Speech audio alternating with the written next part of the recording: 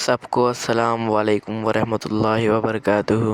تو ہم لوگ دیکھنے جا رہے ہیں ابھی ایک جادوگرنی اور نبی کریم صلی اللہ علیہ وسلم کا واقعہ۔ عرب کی جہالت، نبی پاک صلی اللہ علیہ وسلم کی سیرت اور ایک جادوگرنی کا واقعہ۔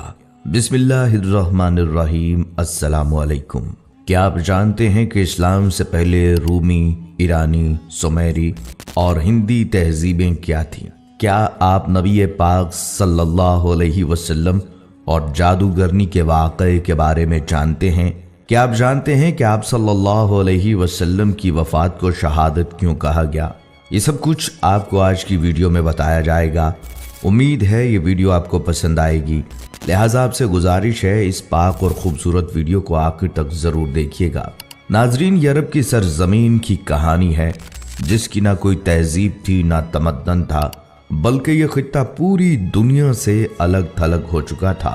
دعوت الہی انبیاء علیہ السلام کا اولین فریضہ ہے، اور اللہ تعالیٰ انبیاء علیہ السلام کو دنیا میں توحید خالص کے قیام کے لیے مابعوث کرتا ہے۔ دنیا میں جس قدر بھی انبیاء کرام آئے ہیں، سب نے اپنی قوم اور لوگوں کو ان کے خالق کی طرف بلایا ہے کہ تمہارا معبود حقیقی خدا تعالیٰ ہے، صرف اسی کی عبادت کرو اور اس کی تمام تر صفات کے ساتھ اس پر ایمان لاؤ۔ آپ صلی اللہ علیہ وسلم کا دنیا میں آنا اور خاص طور پر عرب کی سرزمین پر آنا جیسے روشنیوں کی نوید تھی۔ جو انقلاب عظیم آپ صلی اللہ علیہ وسلم نے دنیا میں برپا کیا، وہ اس سے قبل نہ کبھی کسی آنکھ نے دیکھا اور نہ کبھی کسی کان نے سنا۔ کہانی شروع ہوتی ہے جب سرزمین عرب میں ہر طرف ظلم و ستم، جبر و تشدد اور وحشت و بربریت نے ڈیرے ڈال رکھے تھے۔ کفر اور ظلم و جہالت کی تاریکی نے عالم انسانیت کو چاروں طرف سے گھیر رکھا تھا۔ عرب کی حالت دنیا کے دوسرے خطوں سے زیادہ دگرگوں تھی۔ جہالت اور نفس پرستی کی وجہ سے ان کی اخلاقی حالت انتہائی خراب تھی۔ شراب نوشی، عورتوں کا عریاں رقص، لڑکیوں کو زندہ دفن کر دینا، لاتعداد بیویاں رکھنا اور والد کے مرنے کے بعد دیگر چیزوں کے ساتھ ساتھ اپنی ماؤں کو بھی آپس میں بانٹ لینا اور بیویاں بنا کر رکھنا یا فروخت کر دینا عام تھا۔ بعض قبیلوں کا پیشہ ہی چوری، لوٹ مار اور قتل و غارت گردی تھا۔ جو عورت بیوہ ہو جاتی اسے 1 سال کی عدت گزارنا پڑتی اور اسے نہایت منحوس سمجھا جاتا۔ 1 سال تک اسے غسل اور منہ ہاتھ دھونے کے لیے پانی تک نہ دیا جاتا، نہ پہننے کے لیے لباس فراہم کیا جاتا۔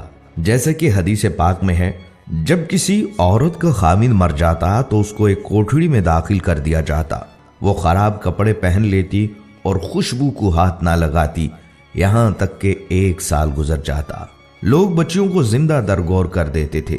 ان تمام برائیوں کے باوجود اہل عرب میں کچھ ایسی خصوصیات بھی تھیں جو آج کے مہذب اور ترقی یافتہ دور میں بھی ہمیں نظر نہیں آتی۔ مثلاً ایفائے عہد، حجاز کا عرب نہ کسی کا محکوم تھا اور نہ ہوس ملک گیری رکھتا تھا۔ شروع سے لے کر اس وقت تک کسی غیر نے ان پر حکومت نہیں کی۔ اہل عرب کی مہمان نوازی اپنے اور بیگانوں کے لیے عام تھی، لیکن ان سب خوبیوں کو ان کی بدکرداری، ظلم و عیاشی نے اپنے ناپاک دامن میں چھپا رکھا تھا، کیونکہ بے شمار برائیوں میں چند خوبیاں دب کر رہ جاتی ہیں۔ مزید یہ کہ ان کے نزدیک اچھائی اور برائی میں کوئی فرق نہ تھا، وہ ہر کام عادتاً کرتے تھے۔ یہی کیفیت ان کی مذہبی دنیا میں بھی تھی۔ مذہبی ذوق کی تسکین کے لیے انہوں نے بت تراش رکھے تھے، مگر پرستش کے باوجود وہ اپنے معبودوں کے تابع نہیں تھے۔ جو من میں آتا کر ڈالتے۔ نسلی تفاخر اپنی آخری حدوں کو چھو رہا تھا۔ وہ ہر غیر عرب کو گونگا کہا کرتے تھے۔ الغرض انسانیت، آمریت اور شہنشاہیت کے ظلم کا شکار تھی۔ شرف انسانی کی ہر قدر پامال ہو چکی تھی۔ عرب ہی نہیں، پوری دنیا ظلم و جبر کا منظر پیش کر رہی تھی۔ انسانی حقوق کا ہر تصور حکمرانوں کی انا کی گرد میں گم ہو چکا تھا۔ قبل از بعثت محمدی صلی اللہ علیہ وسلم روم اور ایران اپنے وقت کی عالمی طاقت کی حیثیت رکھتے تھے۔ اپنے وقت کی یہ سپر پاورز تہذیب نسل انسانی کے ارتقاء کی بجائے چھوٹے اور کمزور ممالک پر غلامی کی سیاہ رات مسلط کر کے ایک غیر فطری احساس برتری کے لا علاج مرض میں مبتلا تھیں۔ طبقاتی کشمکش تمام قباحتوں کے ساتھ ابن آدم کا مقدر بنی ہوئی تھی۔ سماجی برائیوں کا چنگل ذہن انسانی تک محیط ہو چکا تھا۔ 4 صدی عیسوی میں نصرانی حضرت عیسیٰ علیہ السلام کی تعلیمات سے بہت دور ہو چکے تھے۔ یونانی خرافات سے لے کر رومی بت پرستی تک ہر برائی کو عیسائی دنیا نے اپنے گلے سے لگا رکھا تھا۔ عیسائی مذہب چند بے جان عقائد اور بے کیف مراسم تک محدود ہو کر رہ گیا تھا۔ روم کی مشرقی ریاست میں اجتماعی بدنظمی اپنی انتہا کو پہنچ چکی تھی۔ مجبور اور بے بس عوام کے صبر کا پیمانہ لبریز ہو چکا تھا اور بڑے پیمانے پر فسادات شروع ہو چکے تھے۔ ناظرین، اسلام ایک مکمل دین اور طریقہ زندگی ہے۔ اس کا پیش کردہ نظام فکر و عمل ہر دور کے انسان کی انفرادی اور اجتماعی زندگی کے ہر پہلو کے لیے قابل عمل ہے۔ اسلام کا پیروکار اس بات کا پابند ہے کہ اپنی خواہشات کو اللہ کے دین کے تابع کر دے اور کسی بھی خواہش کی تکمیل اور تسکین کے لیے صرف وہی راستہ اور طریقہ کار اپنائے جس کا تعین دین میں کیا گیا ہے۔ اللہ تعالیٰ کا ارشاد ہے، اے لوگو جو ایمان لائے ہو دائرہ اسلام میں پورے کے پورے داخل ہو جاؤ۔ اور رسول اللہ صلی اللہ علیہ وسلم نے فرمایا، تم میں سے کوئی بھی اس وقت تک مومن نہیں ہو سکتا جب تک اس کی خواہش میری لائی ہوئی تعلیمات کے تابع نہ ہو جائیں۔ آپ صلی اللہ علیہ وسلم کی زندگی میں ہر شعبے سے وابستہ افراد کے لیے رہنمائی ہے۔ آپ صلی اللہ علیہ وسلم داعی تھے اور مربی بھی، قاضی بھی تھے اور زاہد بھی، سیاستدان بھی تھے اور حکمران بھی، سپاہی تھے اور رہنما بھی، باپ بھی تھے اور شوہر بھی تھے۔ لہٰذا اگر آپ داعی ہیں تو سیرت نبوی صلی اللہ علیہ وسلم کے مطالعہ سے دعوت کے کئی اسلوب ملیں گے۔ معلوم ہوگا کہ کلمہ توحید کی سربلندی کی خاطر تکالیف اور آزمائش کے موقع پر ایک داعی کا صحیح کردار کیا ہونا چاہیے۔ اگر آپ خاندان، قبیلے یا فوج کی قیادت کر رہے ہیں یا زمام حکومت سنبھالے ہوئے ہیں تو مطالعہ سیرت سے ایک مضبوط نظام اور مستحکم اسلوب ملے گا۔ رسول اللہ صلی اللہ علیہ وسلم نے اپنی عمر کے 15ویں سال میں ہی امن کے ایک معاہدے میں شرکت کی۔ امیر، غریب، سردار اور غلام کے لیے ایک ہی قانون وضع کیا، رفاہی خدمات میں پیش رہے، ایک مکمل معاشی نظام پیش کیا جس کے مطابق تجارت کر کے مسلمانوں نے زمام تجارت جس پہ بہت عرصے سے یہودی قابض تھے اپنے ہاتھ میں لے لی۔ مختصر یہ کہ رسول اللہ صلی اللہ علیہ وسلم کی کوششوں کے نتیجے میں جزیرۃ العرب جو گویا ایک میدان جنگ تھا، امن کا گہوارہ بن گیا۔ جہاں بھائی بھائی کا دشمن تھا وہاں پورا معاشرہ باہم شیر و شکر ہو گیا۔ معاشرے میں یہ تبدیلیاں کیسے آئی، یہ جاننے کے لیے بھی مطالعہ سیرت انتہائی ضرورت ہے۔ آپ صلی اللہ علیہ وسلم کی عمر مبارک کے 20ویں سال کا ایک واقعہ ہے۔ عربوں کی ساری خرابیوں کے باوجود ان کے اندر ابھی تک اخلاق حسنہ کی بعض باقیات موجود تھیں۔ ظلم کے خلاف کبھی کبھار ان کی رگے حمیت جاگ اٹھتی تھی اور وہ ظالم سے مظلوم کا حق دلانے کے لیے سینہ سپر ہو جایا کرتے تھے۔ قبیلہ بنو زبید کا ایک شخص کچھ مال تجارت لے کر مکہ آیا۔ اس کی بیٹی بھی اس کے ساتھ تھی۔ اس تاجر سے اس کا سامان مکہ کے مشہور اور مالدار سردار عاص بن وائل نے خرید لیا، لیکن اس نے سینہ زوری کرتے ہوئے اس زبیدی تاجر کی بیٹی کو بھی اپنے قبضے میں لے لیا۔ وہ اجنبی شخص خانہ کعبہ میں آیا اور خانہ کعبہ کا غلاف پکڑ کر بلند آواز سے روتے پیٹتے ہوئے فریاد کرنے لگا، اے شہر مکہ کے شرفا، تمہارے بااثر آدمی عاص بن وائل نے مجھ سے زبردستی میری بیٹی چھین لی ہے۔ میں مسافر ہوں، مظلوم ہوں، تمہاری خدمت میں درخواست گزار ہوں کہ میری داد رسی کرو اور میری بیٹی مجھے واپس دلاؤ۔ قریش کے کچھ نوجوانوں نے اس مظلوم کی آہو پکار سنی تو اللہ نے ان کے دلوں میں یہ بات ڈال دی کہ مردانگی کا تقاضا ہے اس مسافر کی داد رسی کی جائے۔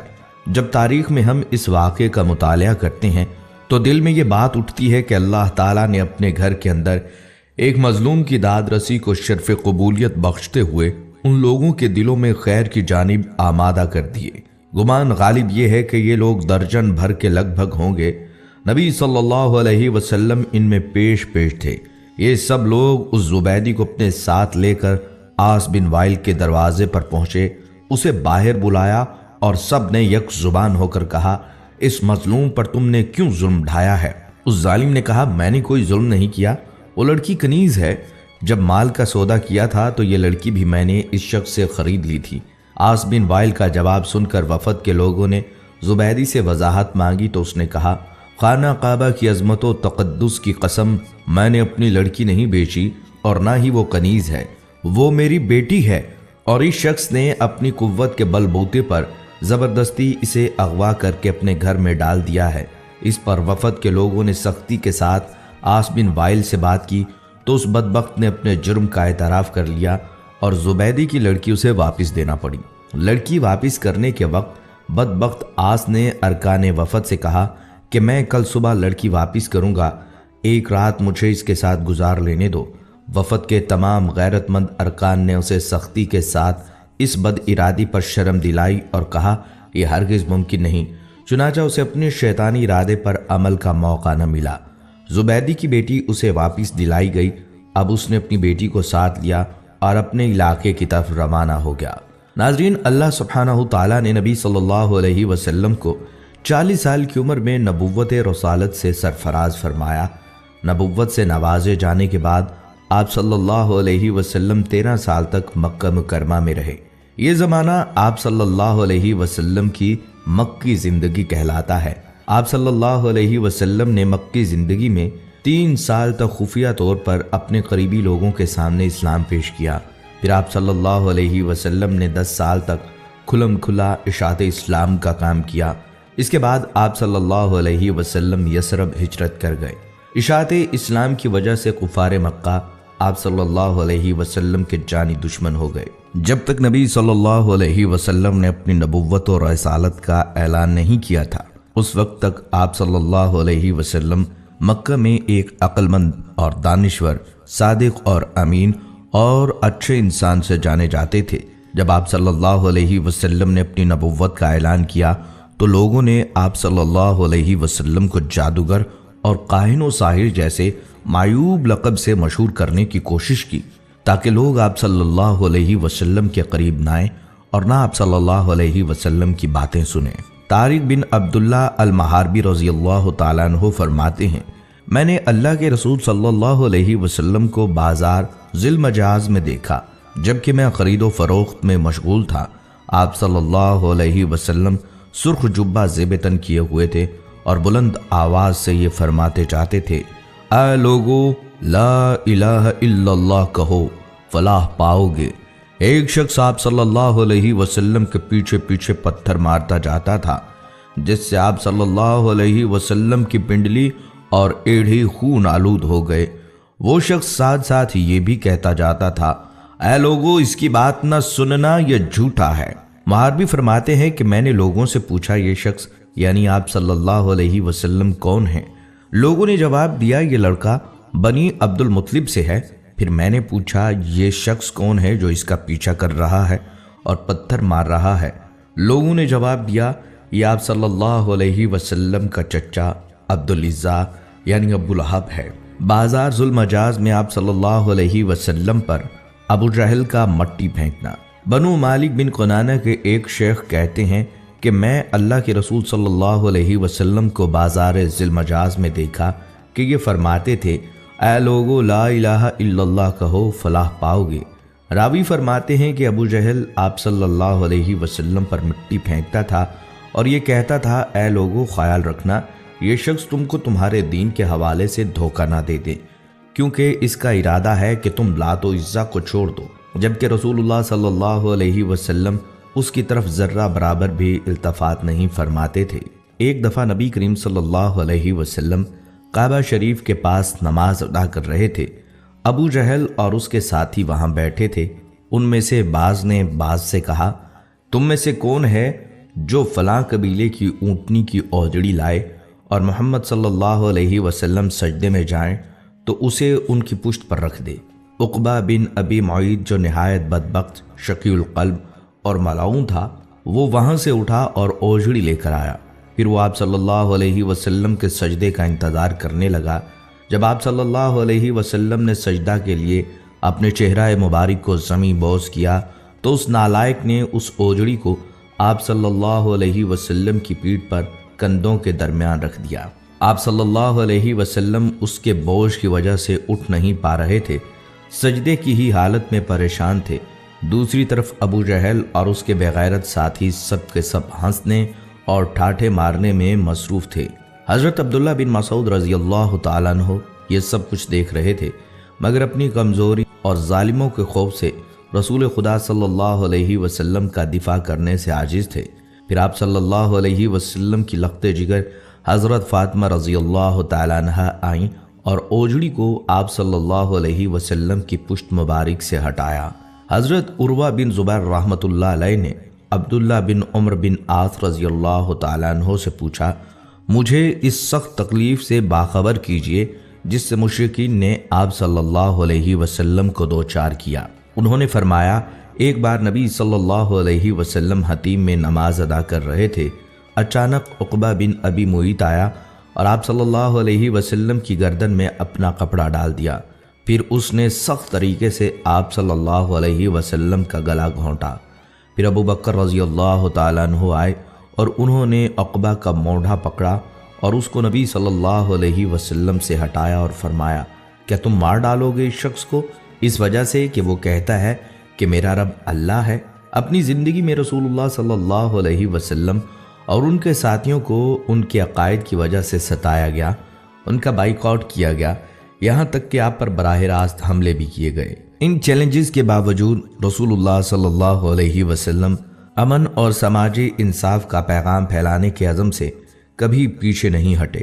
انہوں نے اپنی اہلیہ اور قریبی ساتھیوں کی وفات سمیت کئی غم اٹھائے، یہاں تک کہ اپنے پیروکاروں کے ساتھ مل کر مساوات، انصاف اور بھائی چارے کے اصولوں پر مبنی ایک نیا معاشرہ قائم کرنے میں کامیاب ہو گئے۔ ناظرین، ایک یہودی جس کا نام لبید بن عاصم یہودی تھا، اس نے حضور اقدس صلی اللہ علیہ وسلم پر جادو کر دیا۔ بعض روایات میں آتا ہے لبید بن عاصم یہودی جس نے نبی صلی اللہ علیہ وسلم پر جادو کیا تھا، اس نے اپنی لڑکیوں کو جادو سکھایا تھا اور ان لڑکیوں نے تانت کے دھاگے کو لے کر اس میں گرہیں باندھی تھیں اور اس تانت کے دھاگے کو کنگھے کے اندر لگا دیا تھا۔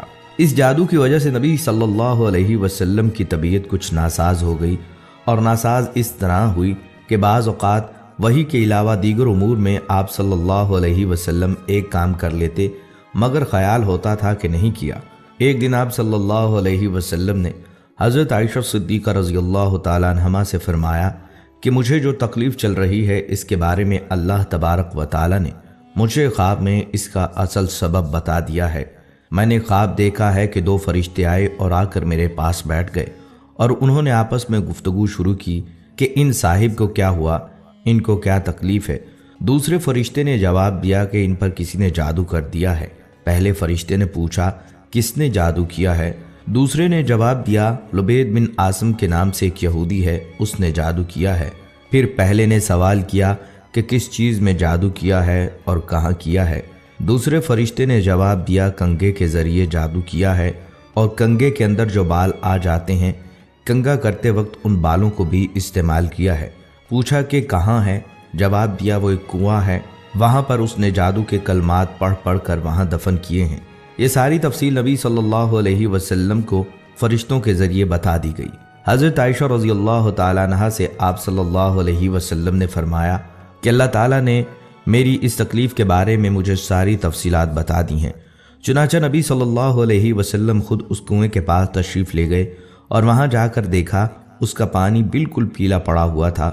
وہاں سے وہ کنگھا بھی برآمد ہو گیا، کنگھے کے اندر جو بال تھے وہ بھی برآمد ہو گئے۔ مدینہ منورہ میں ایک یہودی عورت تھی، اس کا نام لبیطۃ الحمرا تھا۔ وہ ایک بہت ہی خبیث اور بدذات عورت تھی اور وہ حضور صلی اللہ علیہ وسلم سے بہت زیادہ جلتی تھی۔ وہ چاہتی تھی کہ نعوذ باللہ آپ صلی اللہ علیہ وسلم اس دنیا سے رخصت ہو جائیں۔ ایک دن اس عورت نے ایک جادوگر کے پاس جا کر کہا وہ حضور صلی اللہ علیہ وسلم پر ایسا جادو کریں کہ بیمار ہو جائیں۔ جادوگر نے اس خبیث عورت کو ایک تعویذ دیا اور اسے حکم دیا کہ وہ اس تعویذ کو حضور صلی اللہ علیہ وسلم کے گھر میں کسی جگہ چھپا دے۔ جادوگر کی بات پر عمل کرتے ہوئے اس عورت نے وہ تعویذ آپ صلی اللہ علیہ وسلم کے گھر میں کسی جگہ چھپا دیا۔ تعویذ کے اثر سے آپ صلی اللہ علیہ وسلم کی طبیعت ناساز ہو گئی۔ صحابہ کرام اس بات سے بہت پریشان تھے انہوں نے آپ صلی اللہ علیہ وسلم کی صحت کے لیے دعائیں کی، لیکن حضور صلی اللہ علیہ وسلم کی طبیعت بہتر نہیں ہو رہی تھی۔ ایک دن حضور صلی اللہ علیہ وسلم کے صحابی حضرت زید بن حارثہ رضی اللہ تعالیٰ عنہ کو ایک خواب آیا۔ خواب میں اللہ تعالیٰ نے انہیں بتایا کہ آپ صلی اللہ علیہ وسلم پر جادو کیا گیا ہے۔ حضرت زید بن حارثہ رضی اللہ تعالیٰ عنہ نے آپ صلی اللہ علیہ وسلم کو خواب کے بارے میں بتایا۔ آپ صلی اللہ علیہ وسلم نے حضرت زید بن حارثہ رضی اللہ تعالیٰ عنہ کو حکم دیا کہ وہ تعویذ تلاش کریں۔ حضرت زید بن حارثہ رضی اللہ تعالیٰ عنہ نے حضور صلی اللہ علیہ وسلم کے گھر کو تلاش کیا اور آخر کار انہوں نے تعویذ کو ایک کنویں میں پایا۔ تعویذ پھینکنے کے بعد آپ صلی اللہ علیہ وسلم کی صحت بہتر ہو گئی۔ جادوگرنی کو معلوم ہوا کہ آپ صلی اللہ علیہ وسلم کی صحت ٹھیک ہو گئی۔ اس نے آپ صلی اللہ علیہ وسلم سے معافی مانگی۔ آپ صلی اللہ علیہ وسلم نے اس سے معاف کر دیا، لیکن اسے سخت سزا دی گئی۔